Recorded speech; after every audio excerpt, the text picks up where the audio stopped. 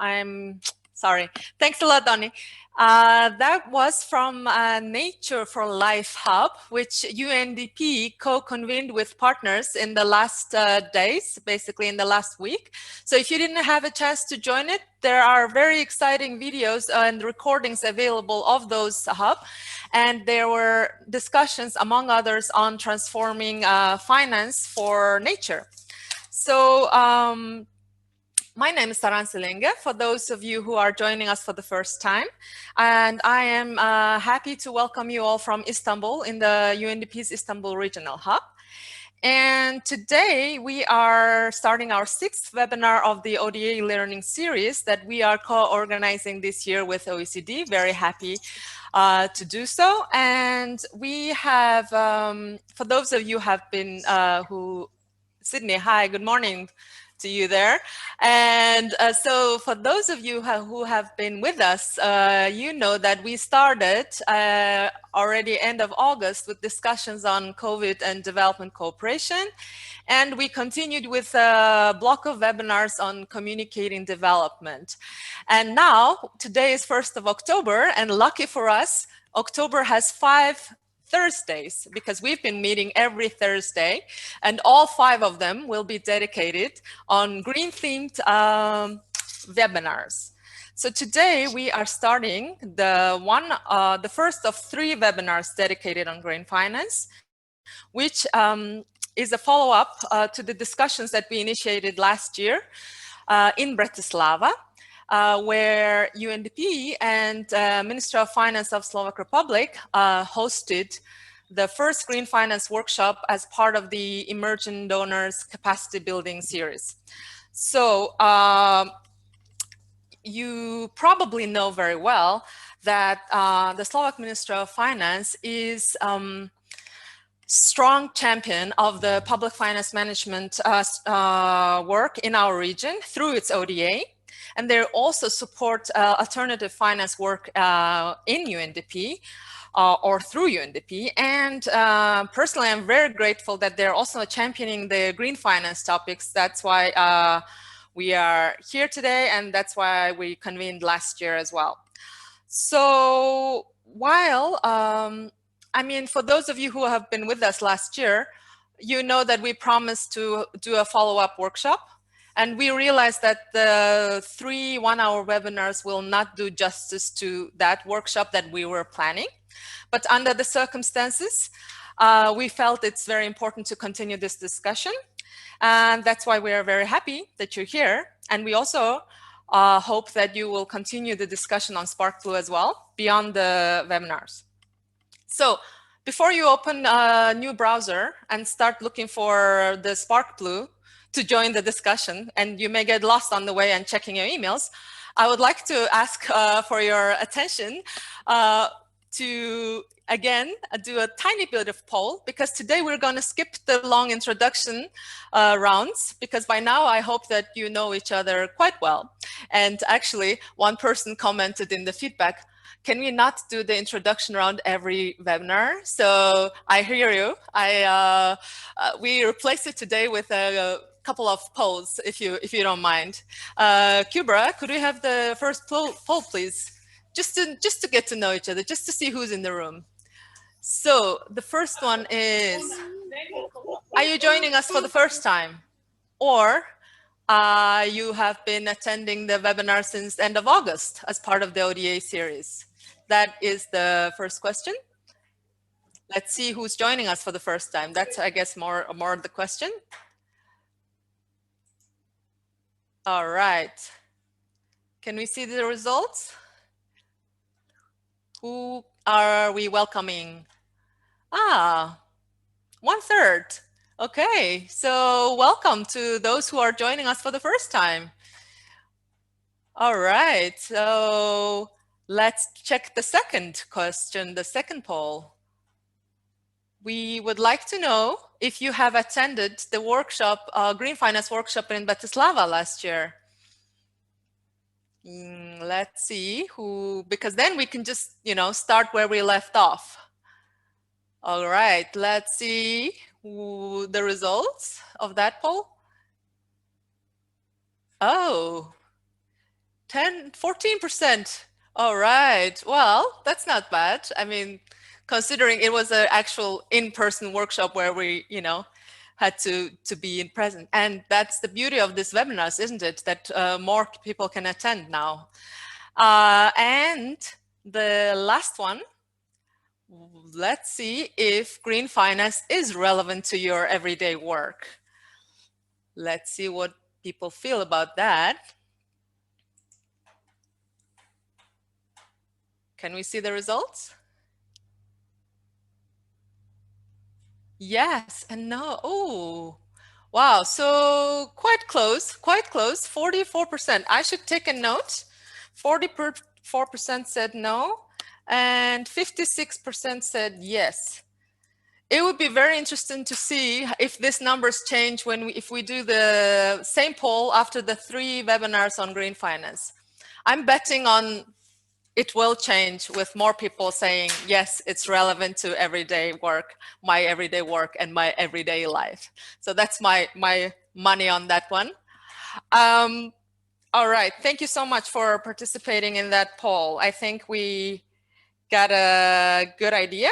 And let's get straight to our agenda of the day. So today we are, as I mentioned, starting our first of 3 green finance webinars.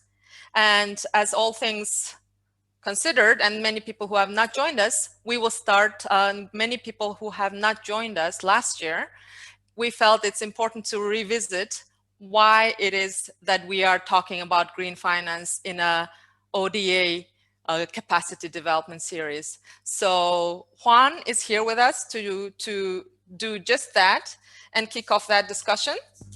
Juan, we are very happy that you could join us. And Juan Casado Asensio works in Development Cooperation Directorate of OECD.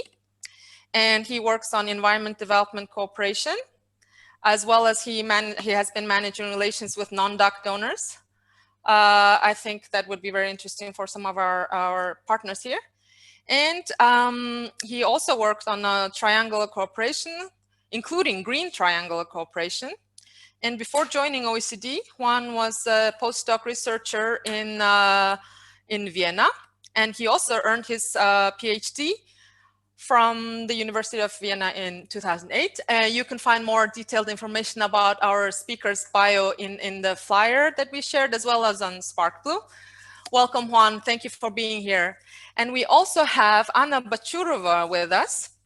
Anna is going to tell us about the role that financial institutions play in the green transition that we all need. And Anna represents EBRD here with us today, and she works in the Energy Efficiency and Climate Change team. And she works in Regional Energy Efficiency Program in the Western Balkans that focuses on improving regulatory framework and enabling investment in energy efficiency. And she also manages technical assistance funds supporting green economy in the region. So prior to EBRD, Anna was working as a policy advisor in GIZ and also as a sustainability consultant in World Bank in Washington, DC. And Anna has an MBA from Yale School of Management, and of course, Master of Science from oh, why do I look at the notes? So Anna is a dear friend because we had studied full disclosure, we have earned our Master of Science degree together in University of Freiburg, Albert Ludwigs University of Freiburg. So welcome, thank you, Anna, for being with us today. So I have introduced both of our speakers at the same time, and I think in terms of the agenda that we have shared, it would be great that Juan could start. And Juan, the floor is yours. Thank you so much.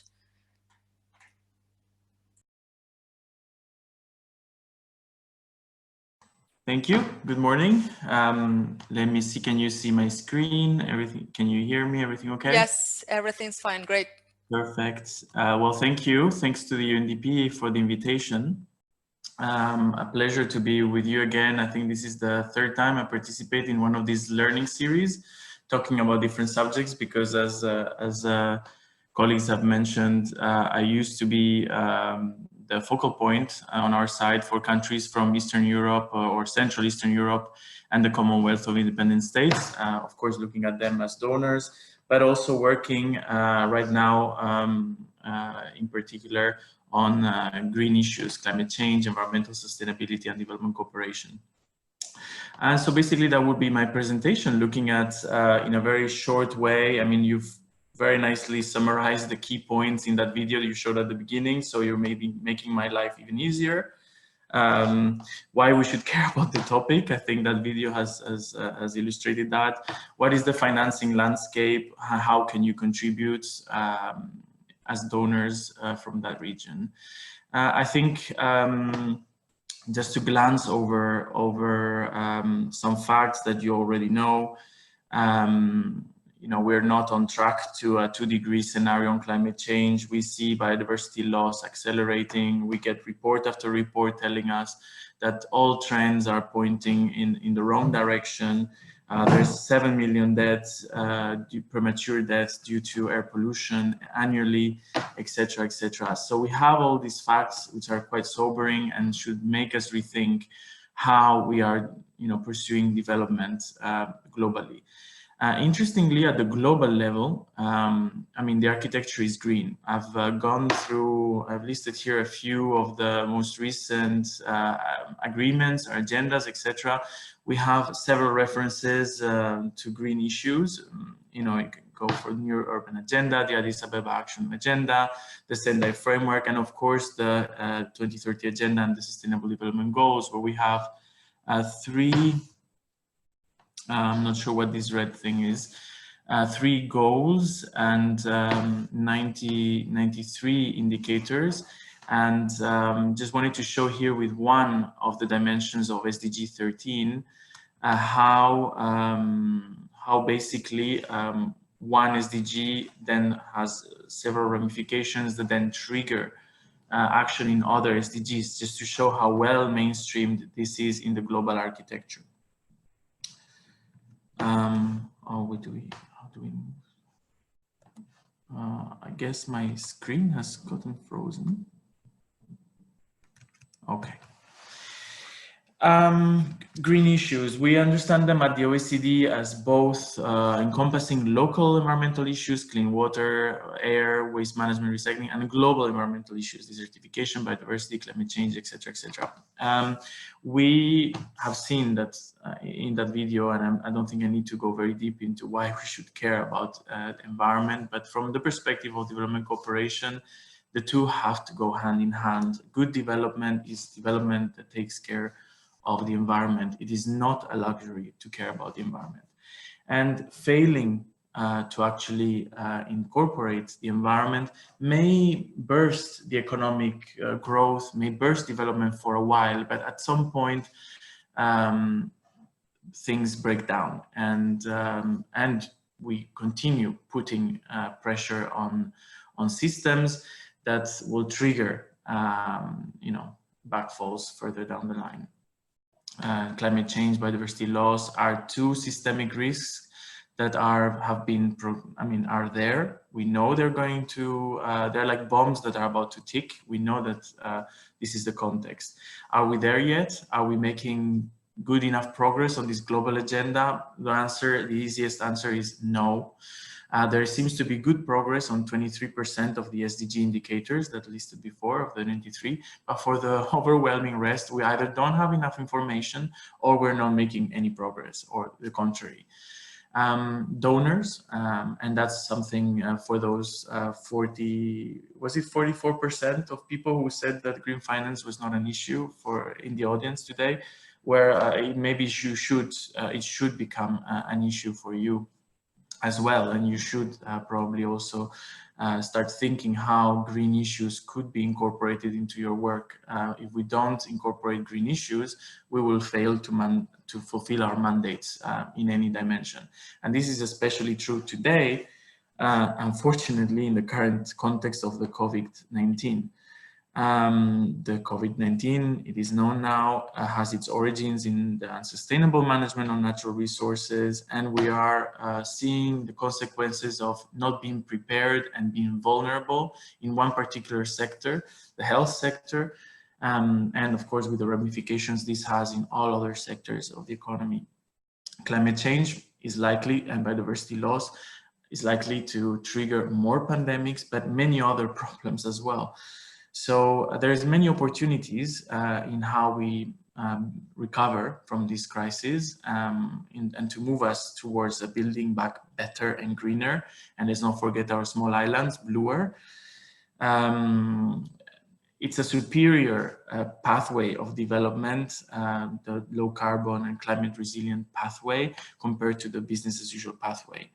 It insures us against future risks, it decreases vulnerability, it decreases the severity of future environmental hazards, it enhances our preparedness, and all of that creating jobs and growth. So it is possible, and there's a lot of analysis out there that is showing that this is possible. And I'm going to show now a few more slides on where we are right now in terms of financing, green financing. We are using here in the next 3-4 slides, I will be using the data, the statistical data from the OECD Development Assistance Committee creditor reporting system.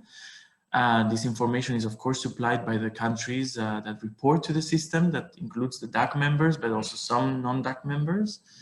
And what we see here, and we use the Rio markers. You've probably already heard about the Rio markers. I can talk about them later on, but it's just a system that we use within this statistical framework to track commitments to environmental, climate, biodiversity, desertification, etc. objectives. Well, the first chart on the left shows that only 28% of ODA is actually, ODA, Official Development Assistance, is actually targeting climate and biodiversity. And if we look at the sectors in the right hand side, what we see basically is that the climate or environmental focus, I mean, we should have a blue pie chart, right? And what we see is that very few of the slices of this pie chart are covered in blue. Some are, of course, usual suspects, water and sanitation, economic infrastructure, etc. But we see the health sector, for example, if we had probably invested more in that nexus, we might have different results today regarding the COVID crisis. Zooming in on climate-related ODA, which is the biggest pie, the biggest amount of money, we're sort of seeing an increase in ODA commitments for climate change mitigation and adaptation over time. There seems to be a stagnation around 33 billion, 32 billion over the last years.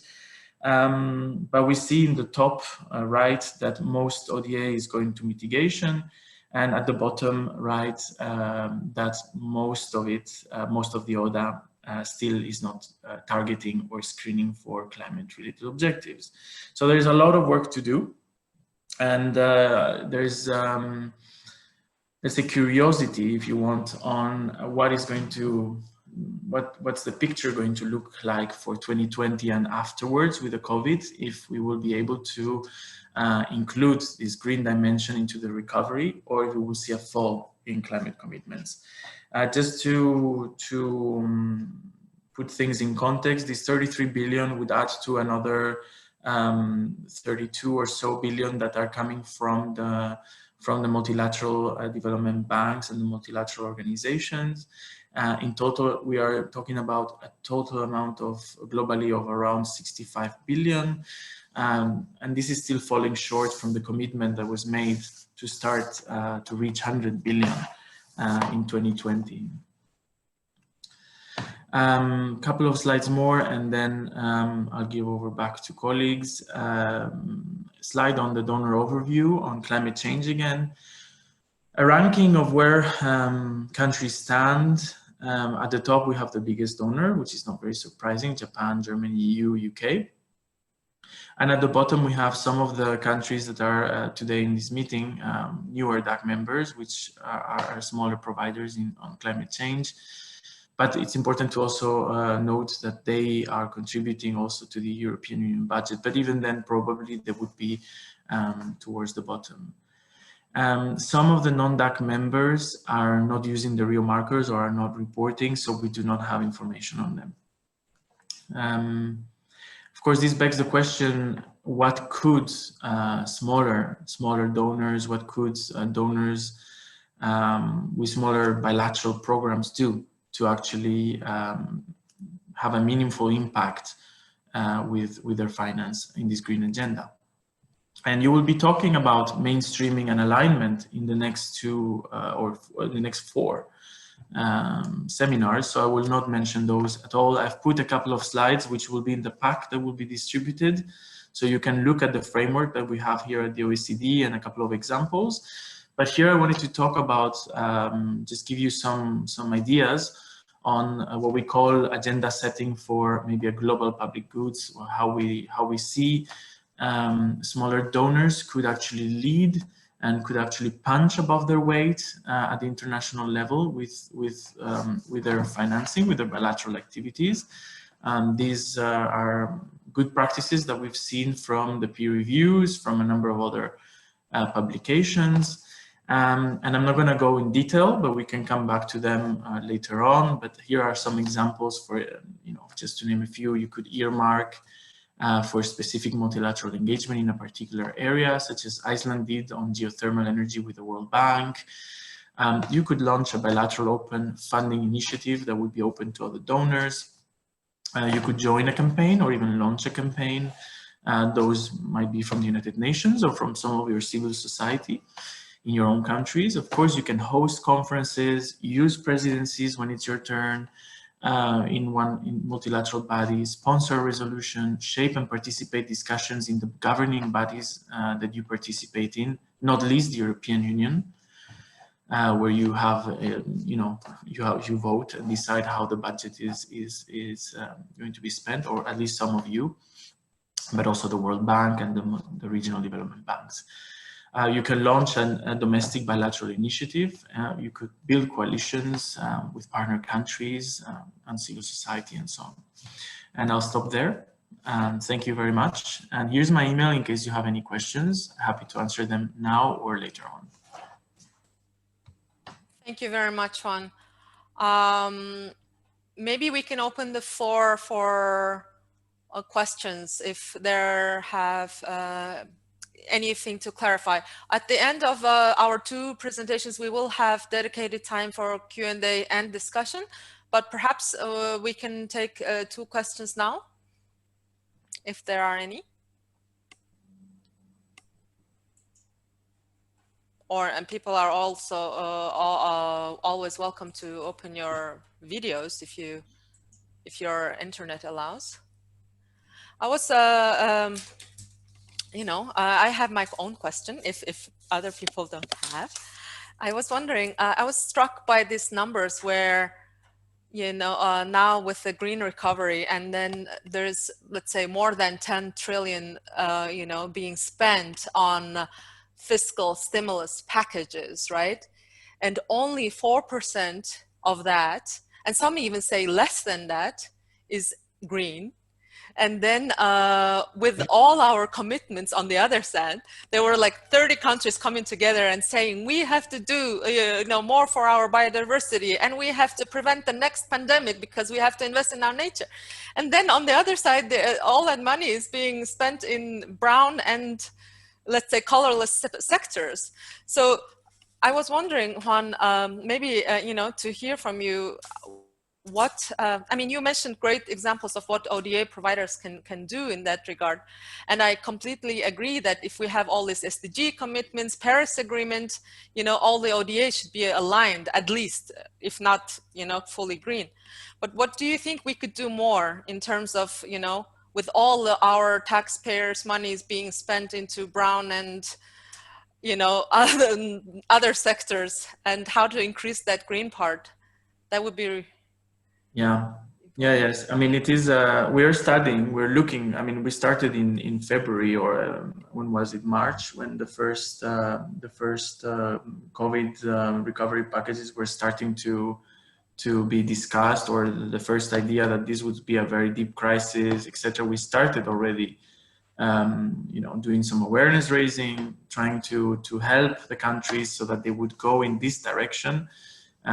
Because it's not only that we're going to mobilize a lot of money now, it's just going to, basically it's a mortgage that we're taking. We will not be able to take further or a lot of debt for a decade. So whatever money is being spent or being raised right now, that needs to be go beyond short-term economic recovery. The short-term recovery has to be compatible with the long-term objectives that we have. This is something that we from the OECD are telling all of the DAC members. I mean, we have the Environment Directorate doing a great job in this respect, coming up with arguments and evidence. We have now the International Energy Agency that has done the same. They have just launched a report that basically says it is superior. Investing in green sectors is simply economically superior in any dimension. It is now, I mean, if it's scientific. It's as scientific as we're going to have a climate change. So countries that ignore science, countries that, or governments that ignore science, countries that are not listening to the science, we have now a wake-up call with the COVID. I think that's the, I mean, what else can you do if you don't follow the DAC itself will be launching, or will be putting together a communique where we hope will trigger domestic change. We hope that, at least from the perspective of DAC members, OECD members, that are donors, we hope that they will be pushing in this direction with their money and with their ODA. I think that's what we see. What we see as well is countries like Japan changing the discourse. Thinking of reevaluating their investments in the coal sector. This is new. And we have green packages already from the European Union, we have from Germany, we have from the UK, we have from France, Canada, the Nordics have a coordinated approach. So I mean, I'm a bit more optimistic than I was a few months ago. I think governments are realizing that this is it, basically. We need more governments to come on board, though, to make this a true success, because even if the European Union or a number of half of the OECD countries go in this direction, we need to be more. This is a problem from all of us. Great, thank you, Juan. I think that is really great that there are positive signs, and European Union is really taking a leadership role in this regard with their Green New Deal and all the other strategies that are coming out, and the packages. And that's why it's wonderful. We have also a number of EU member states as part of our members. So I think we can continue this discussion. Hello, Saran. I have a quick question. Yes, please, Sherifa. For Juan, I don't know if it's a relevant question, but as far as I know, tide aid is not something desirable in terms of ODA. But is there any new discussions around promoting tide aid, but towards environment-sensitive projects and programs for ODA donors? Yeah, I mean, one of the standards of the DAC is this recommendation on untying aid, so that would apply across the board. We have annually, this is being monitored, and the state of untying is being monitored. So, you know, even if it would be for the environment, I think those standards are above. That has to do with how development cooperation is delivered, and tying aid has introduces a number of inefficiencies in the system, if you want.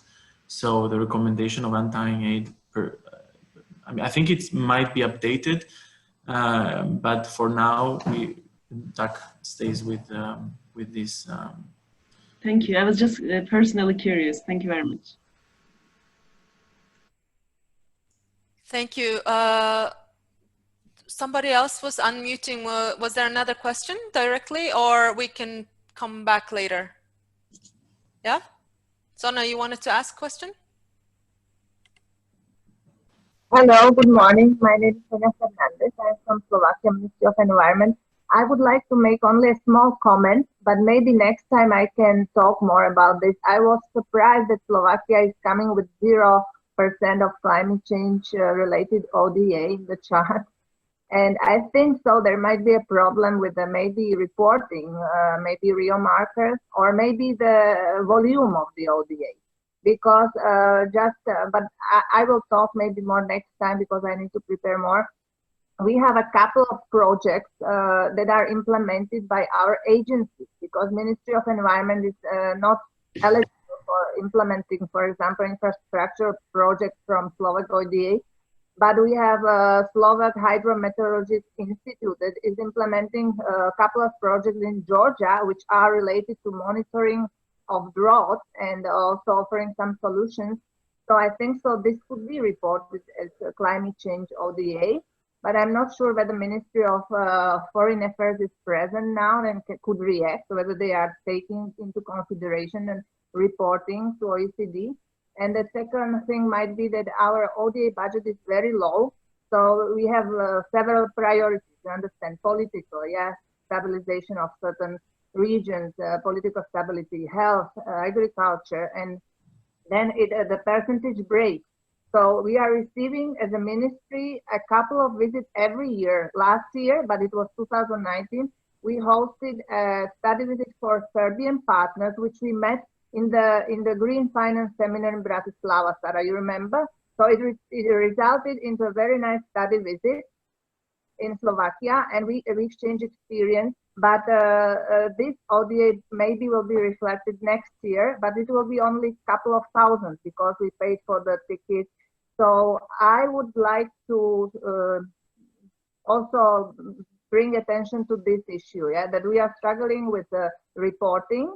That's why Ministry of Finance is trying to help us and hosted that seminar, but we need to communicate more internally, I think so. So thank you very much. I can elaborate more next time. And Slovakia is probably not the only country struggling. I mean, a few years ago, just between ourselves, even the United States had to withhold the reporting on the real markers, and they did an internal reevaluation, and that delayed the publication of the whole statistical series for almost half a year. It's a problem. It's not easy to use the real markers. It introduces another layer for the statisticians, and the policy officers, which are already burdened, and so on. So, I mean, this is normal, and we have our colleagues in the Secretariat that can support you with any questions that you may have. For the second point you raised on having other priorities, small amounts, etc., it'd be interesting. I mean, you mentioned agriculture, for example, and health. It'd be interesting to, and probably this is something you will deepen in the mainstreaming sessions, to see how having simply a climate officer in the meetings, in the rooms, when you discuss those projects that are your priorities, might simply change the orientation of that project and might make it compatible or even beneficial to climate change. Yes, I think Thank so. you. Thank you very much. Thank you, Sona, and thank you, Juan. And we are very happy to follow up on the real markers and ODA reporting. And it was actually indeed one of our capacity development series was dedicated to ODA reporting. I mean, it was not particular to real markers, but last year in the Green Finance workshop, we also had a presentation from OECD on real markers. So I think we can follow up this discussion latest or soonest in our mainstreaming Green Finance mainstreaming environment and climate and development cooperation. We have 2 dedicated webinars on that, and we will also have a confirmed speaker from OECD on those issues, right? So Sydney can confirm that as well. So let's follow up on that, and it would be great. Looking at the time, I would like to move on to our next presenter. I already introduced Anna Bachurova, and we are very happy to have you here. As you know, as those who were with us in Bratislava know, we had a representative from European Investment Bank last year. And we as UNDP realize that the challenges that we face in regarding environment and climate and our SDGs in general is only surmountable through partnerships. That's why we are working very closely with financial institutions, and that's why Anna is here today with us to talk about EBRD's work, and not to least because last slide of Juan specifically mentioned ODA providers or small donors, a possibility to work with financial institutions. So without further ado, Anna, the floor is yours. Thank you very much, Saran. Good morning to everyone. Thank you for the invitation. I'm very happy to be here.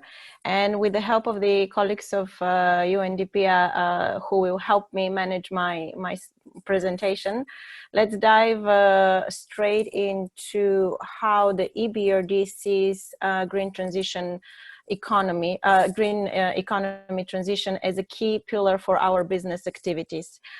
This is just an overview for those who are not entirely familiar with the bank. We are a multilateral financial institution. We operate in 38 countries, which are shown on the map.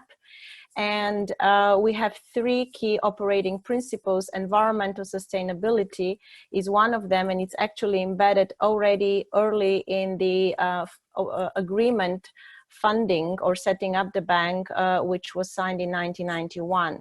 So since day one, environmental sustainability is something that we seriously consider with our operations. Now on the next slide, you can see another map of our countries of operation, and it maps out their energy intensity compared to the EU average. And I think this already clearly shows that, especially considering the energy sources, which many of those countries have access to, you can already assume that the resource efficiency, the carbon intensity are things that need to be worked on very seriously. This is a picture from 2015, but even nowadays, the graphs don't look much different. So this is yet another motivation that we focus on our countries of operation in their transition from energy intensity to more resource efficiency. In the next slide, I am showing just the evolution of the bank's strategies to mainstream green finance across the bank's project, and every new strategy or every new rethinking of our plans and our operations aims at increasing, de facto scaling up the amount of investments we dedicate to projects with green components or projects that are green overall. This includes anything from renewable energy, energy efficiency, climate adaptation and resilience projects, water efficiency, pollution abatement, waste management, and so on.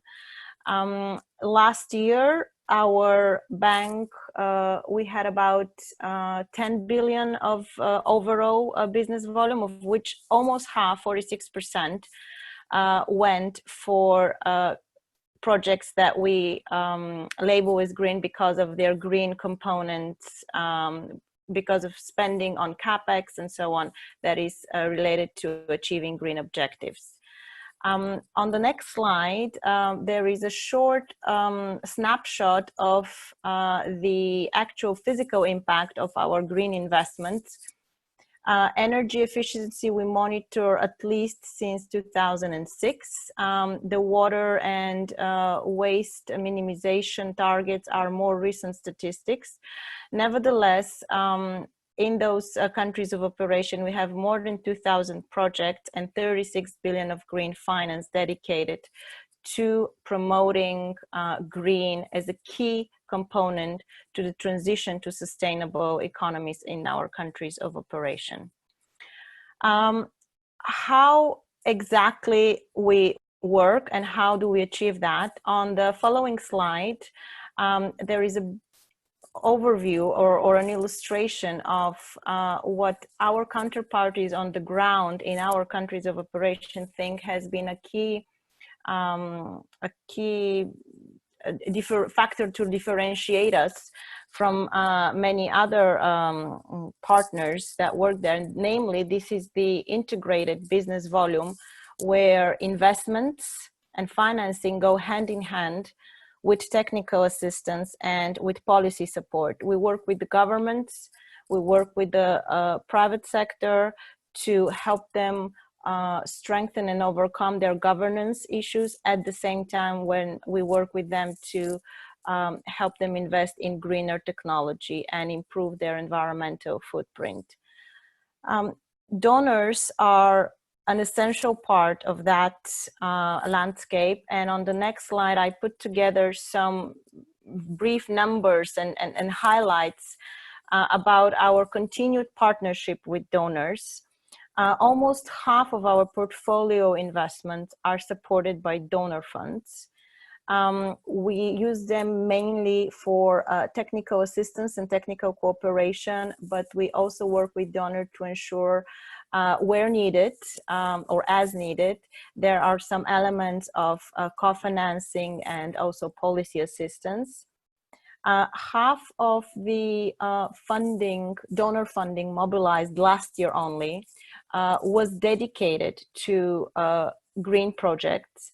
So actually at the bank, we do see a very strong focus on the green agenda, the green transition economy principles from our donors.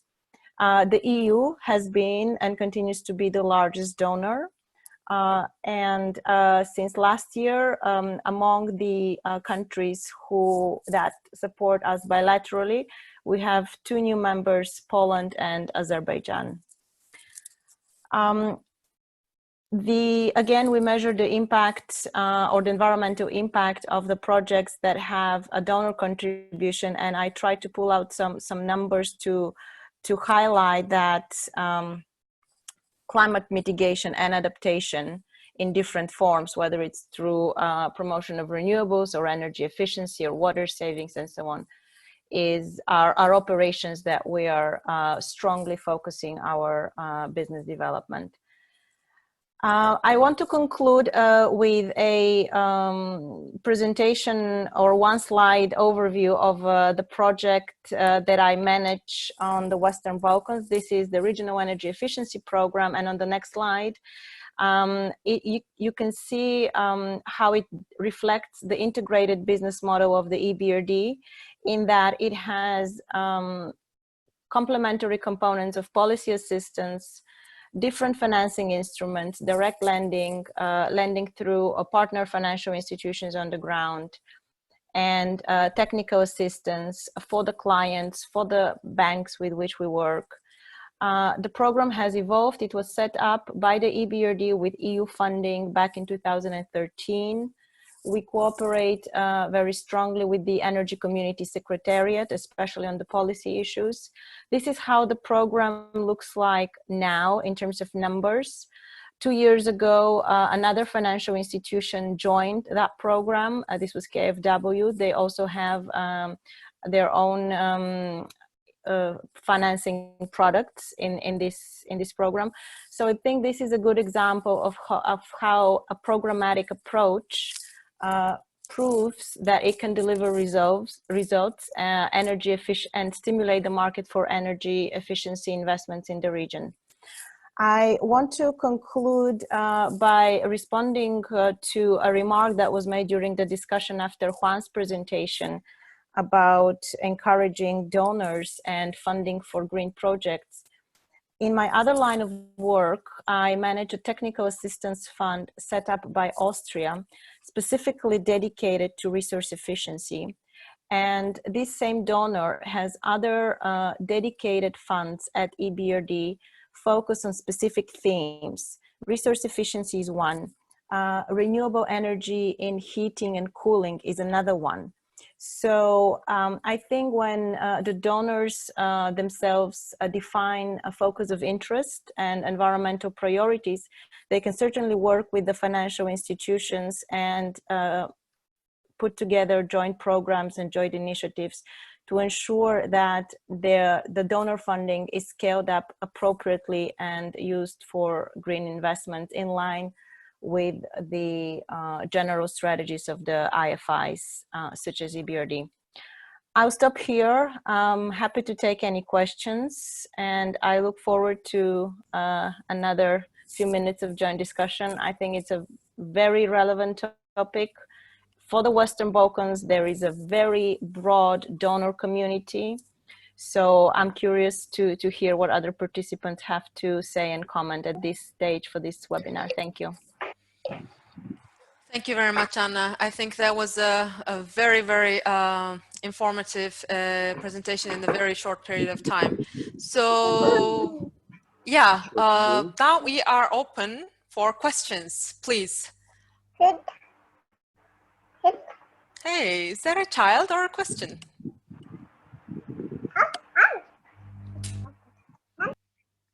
That's the beauty of working from home. So, are there any questions to Anna on EBRD's work on green finance, or the role or possible engagement of ODA providers working with EBRD? Doesn't seem to be the case. This is your opportunity. So I think one comment, one comment I wanted to make, Anna, is that exactly what Juan was saying earlier. The investing green is the smart thing to do. Basically that graph you showed with our EBRD countries, which is basically overlapping with our region, most of the countries in our region, is that the energy inefficiency is so high. So basically green finance is not, let's say, some charity work. It's the smart thing to do. Plus, it's the most economical thing to do, right? Because if you have all that energy efficiency in your economy, that means you are wasting your valuable resources, right? Not only harming the planet, Correct. but you are actually wasting, right? Correct. And there is just an array of market barriers for resource efficiency. You can start with the so-called soft barriers, just general awareness of what kind of technologies are out there is preventing a lot of SMEs from improving the operational efficiency of their production or services. And with our programs, and I mean, the Balkans, small and medium enterprises are really like the core economic engine of small countries like those in the Balkans. We have dedicated programs for advisory and for investments to ensure that at least there is enough knowledge and understanding of what is out there, so the companies can look at it and include it in their business plans. If I make a reference to one of our financing instruments on the Balkans under this regional energy efficiency program, this is a dedicated credit line for SMEs to install equipment that achieves a certain amount of energy efficiency savings. Based on the amount of achieved savings, the companies get a certain percentage of their loan written off as a grant, and this grant component comes from the donors. And how the banks work with technology and energy efficiency calculations, of course, they also need their own capacity building. They need also assistance for the engineering part of their operations. This is also donor funded. So even one financing product that we offer in the sense of credit lines already benefits from, wouldn't be the same and wouldn't be what it is today without the donor support. I think that also brings us, it's closely related to the question that Sona was raising before in terms of the, contribution of Slovak Republic to climate being so low is probably, again, it's probably not grasping, for example, Slovakia's contribution to financial institutions, not to mention the European Union, etc. I guess it's the bilateral contribution that was mentioned in that graph, right? I mean, again, we can go back to the reporting question, but I think the example that Anna is bringing, it really shows that there are so many ways that donors can contribute to this agenda not only through their bilateral programs, but, you know, together with partners. But I think, again, this is, you know, as yesterday's in one of the webinars that I was joining, a person mentioned, a radical collaboration is what we need. So basically all the different instruments that financial institutions can deploy, wonderful, great. And then all the things that we can do as, you know, as UNDP and as donors, I think that we all have to, you know, combine our forces, because we're talking about quite a big challenge, right? And as we move forward, it's not only the green finance that we have to talk about, because we also have to talk about the brown finance, right? And because as much as we spend money on, let's say, green ODA, if we are subsidizing, let's say, fossil fuels, if we're subsidizing unsustainable agricultural practices, that not only basically, you know, all the green finance in the world will not do much if we don't address also those issues. I wonder if there are any other questions for our speakers. Can I just do short comments? We can't hear you, Sona. Can you speak closer to the microphone? Yes, yes. Sorry, I'm using my host computer. So can you listen to me now? Is it possible? So. Barely, yes. Yes, yes. So just two brief comments on that we would like to confirm the importance of multilateral development cooperation. And for the first time, we contributed to the Green Climate Fund last year with the amount of 2 million euros. And we committed ourselves to contribute every year with a similar amount, broken into 4 years. So because our capacities are also limited, so we see this as a very important way of delivering official development assistance. So also we consider the same with EBRD, but we are just an emerging donor, let's say. And also with the comment of Juan last in the introduction, that we are preparing together with UNDP and guideline for mainstreaming climate change and environment into official development assistance. So just like we said before, it's important to have synergies between agriculture and climate change. Thank you very much. Thank you very much, Sona. We will have a dedicated presentation exactly on the guideline that you mentioned on our webinar on mainstreaming environment and climate in ODA. So we're looking forward to that. And thank you for your comment on contribution to the Green Climate Fund as well, because that is exactly, you know, the multitude of ways that we can contribute. Juan, you want to say something? Yeah, and if I may, I think exactly this is a very good example to that slide that I put at the end. I think this is what medium, small donors can do, how they can contribute effectively in this agenda. And that is by working with others, partnering with others, earmarking funds if necessary, but working with others in general would be the best way forward. And with these mainstreaming guidelines that you're developing, if you need, we have, I think, I don't know if you've seen it, but we have a database of mainstreaming reports, papers, strategies, etc. I'm not sure, I don't know if it's online still, but we used to have it online. And that could be useful. And I think, I'm not sure whether we have mainstreaming guidelines for small donors, and I think that's definitely a gap. So if you feel that gap, then I think this community would definitely benefit. And I think we're starting inside of our team as well a discussion on what kind of recommendations we can give to small, medium donors so that they can make effective contributions to this agenda, so that it's not just dominated by the big ones. Thank you. All right. Thank you so much, Juan. That sounds like a great resource. And yeah, happy to continue the conversation on the topic. I think we have to say goodbye to Anna right now. She has to jump into the next webinar. Thank you so much for being here. Thank you for the invitation. And as a matter of fact, we are now launching in 60 seconds a policy project in Bosnia and Herzegovina under the program I presented. And I have to say UNDP is also very much involved in energy efficiency policy in Bosnia.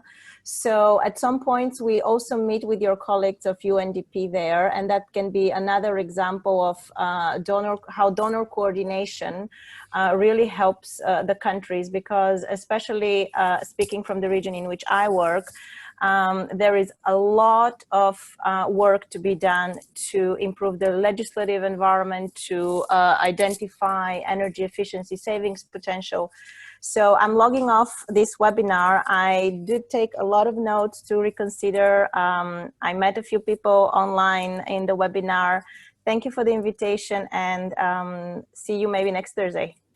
Yeah, thank you, Anna. Next Thursday is Green Bonds, so see you at Green Bonds on next Thursday. Very good. Thank Bye. you so much. On that note of everything through partnerships and the radical collaboration, I would like to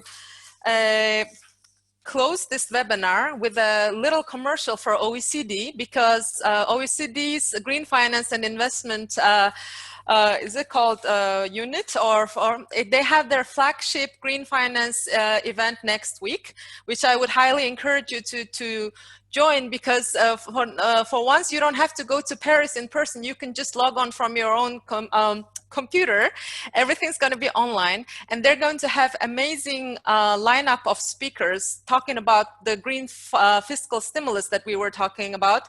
Not only that, they will also talk about biodiversity, basically green finance all around, for biodiversity, for water, for climate, of course. And we will have not we, but we will, well, our UNDP people, some people will be also speaking there. Among others, Simon Zadek will be talking about biodiversity finance. So I highly encourage you to have a look at the Green Finance, OECD Green Finance Forum, because it also nicely complements the discussion that we are having here. For example, the role of EU's sustainable finance taxonomy, that could be a very important tool, how we can increase green investments. So that is next week. And I would also like to encourage you again to look at the Life Hub. We will share the link on SparkBlue as well, Nature for Life. And next week on Thursday, we are having 2 speakers on green bonds. As you know, those who were in Bratislava last year, we had the introductory session on that. But now we want to really go have a deep dive on green bonds, because a number of people expressed their interest to learn more about green bonds. And it's not only, basically it's relevant for both as a domestic policy tool as well as ODA tool. So we'll have that, and the webinar after that, the 3rd webinar dedicated to green finance, we will have 2 sessions on bankable projects and blended finance. We'll have a speaker from Convergence joining us to talk about blended finance and blended green finance. And yeah, I hope you will join us again in 1 week on Thursday, same time, Istanbul, 11 a.m. And wish you all a wonderful day. And yeah, if you could unmute your mic and say hello or goodbye to your neighbors, that would be fantastic. Thank you very much. Bye-bye. Take care. Thank you. Take care.